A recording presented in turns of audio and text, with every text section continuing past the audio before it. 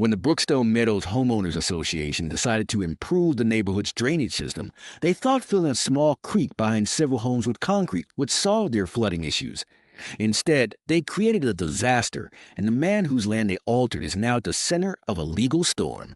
For decades, 62-year-old James Walker, a retired engineer and lifelong resident of Brookstone, maintained the creek that flowed through his property.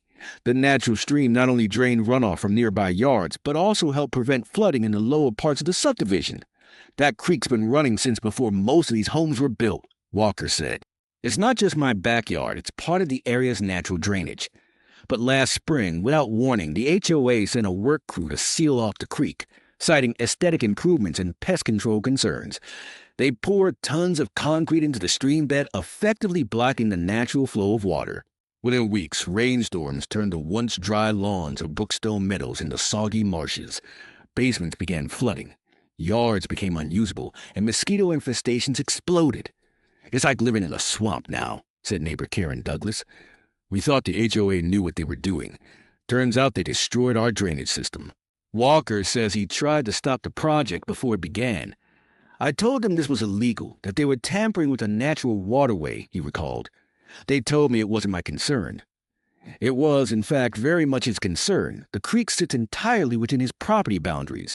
He later discovered that the HOA never obtained environmental permits or surveyed the land to confirm ownership. Now Walker has filed a federal civil rights and property damage lawsuit against the HOA, seeking compensation and demanding the restoration of the creek.